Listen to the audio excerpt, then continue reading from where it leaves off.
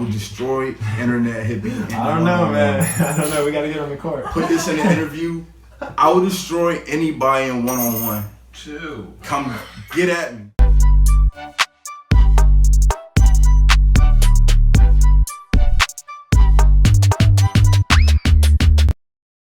I would like always be on moves and shit, like without a phone, and niggas would be like, bro, how the fuck you always linking up and shit without a phone? I'd be like, nigga, I'm just straight trapping off the Wi-Fi.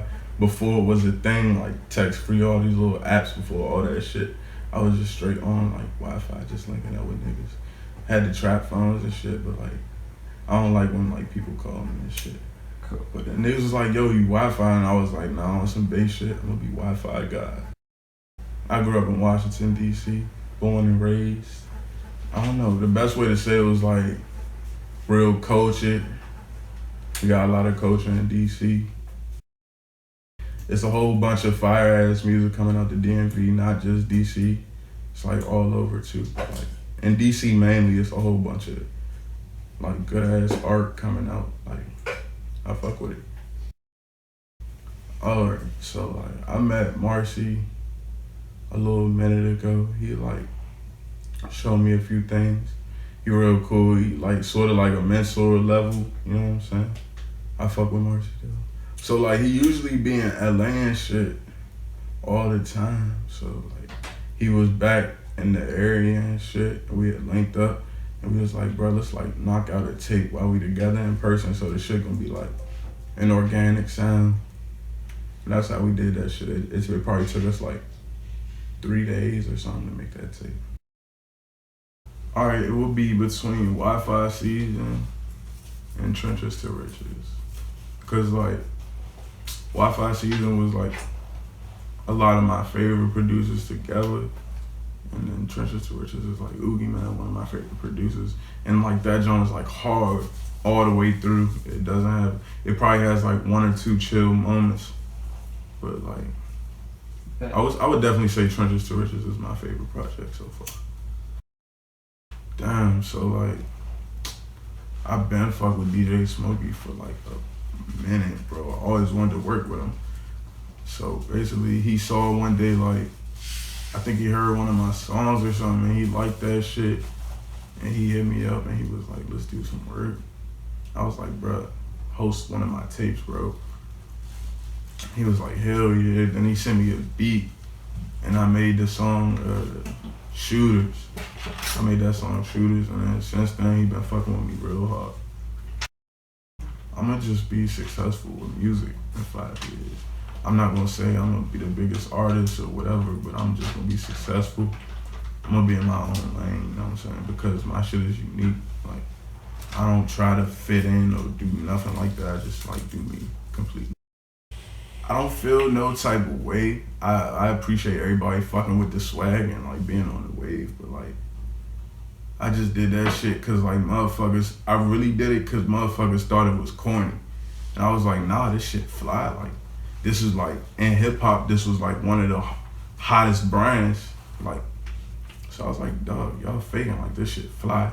I made that shit fly again. Motherfuckers know what's up. Shout out to Stevie Franchise. First of all, he's like one of the fucking rarest like people, bro. Like, he's so like, oh, he's just hip. Like, he knows exactly like what I wanted type shit. Like, that's when I was more so on like my lo-fi wave and like going crazy with my lo-fi shit. Like, I was really shooting videos off my phone and just like sending him shit and like, bro, like do some cool shit with this. Like, I want this to be the concept, and he would just like do that shit like all the way. And he is behind most of my art. He did the art for Trenches to Riches, Wi-Fi Season, FUBU 5. Yeah, he did all them fucking covers, bro. The melody, like first of all, it's always the melody.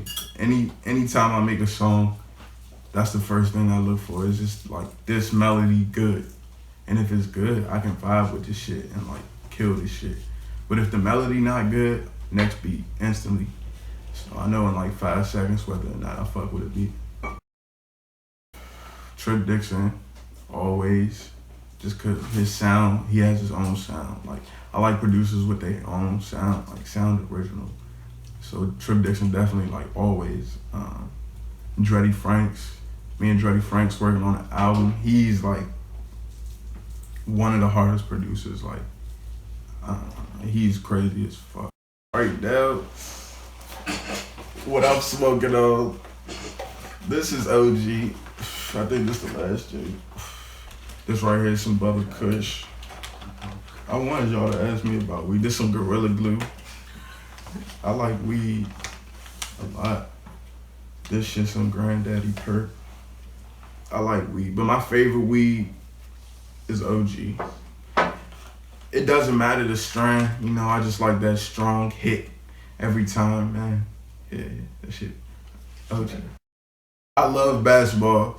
My top 3 favorite basketball players, that's hard to like name, but definitely one of them is Jamal Crawford. That's the alias, motherfuckers. You know, I'm Jamal Crawford by the alias. Jamal Crossover, all that there. I like Paul Pierce, you know what I'm saying? The truth right there. And of course, I like Kobe Bryant. He's just flawless. You know what I'm saying? I love basketball. Man, we got the Khan in this bitch, my brother. We got Mosh Pit, the legend with the can with the lens. We got Zelly, Lil Zelly, my brother over there. You know what I'm saying? And that's how we coming, bro. Alright, Portal Boyz was the first.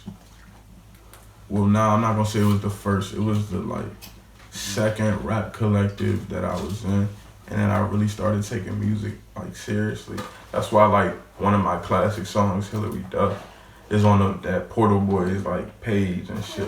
That was a group. It was me, my cousin Mac 11, my right hand man Swan Lingo, shit, my man Wavy Baby, a few other niggas that was designing and shit. My man Icy was designing. Shit, we was doing all types of shit, bro. Alright, so before music, I was straight fucking with fashion and shit, clothes and shoes and just reselling shoes, making custom shit, all that shit. In high school, my high school, niggas knew, matter of fact, in middle school, bro, I started selling G-Shocks. G-Shocks was real popular. I fucking stocked up, sold hella G-Shocks, then started selling just all types of shit. You know what I'm saying? If I wasn't making music, I'd probably be making clothes or doing some shit with, you know what I'm saying? Something in the art world, always, definitely.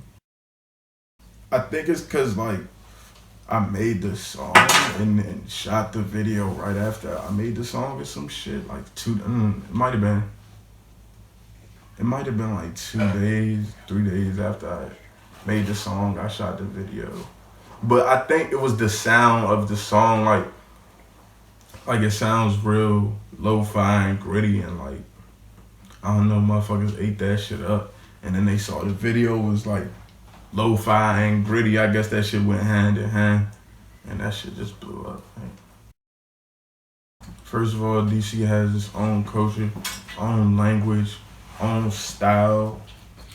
You know what I'm saying? We got our own style of music, first of all, called go-go, which a lot of motherfuckers in DC grew up on that shit. Going to the go-go's and just hearing motherfuckers pour their heart out on the fucking mic, just as a youngin', probably gonna instill something musically, definitely. A lot of people from DC probably don't even know it. They could just hop on the track and be flawless, motherfucker. Young Bleach, in my opinion, I fuck with Bleach music, heavy. And besides that, locally is hella motherfuckers that you know what I'm saying, hit home with me. A lot of my friends are some of the best artists I know. You know what I'm saying? Shit, I would definitely work with Kid Cudi off the rip, cause our shit would be fire together, sonically.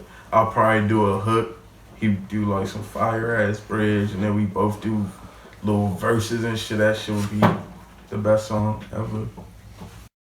I've been seeing New Balance since I was motherfucking 3-4 years old. That's the only shoe my father wears to this day. Still, New Balance. That's the shoes I got on right now. Some DC shit. Any rapper wanna come play me one-on-one? Let's get it. I love Bonner.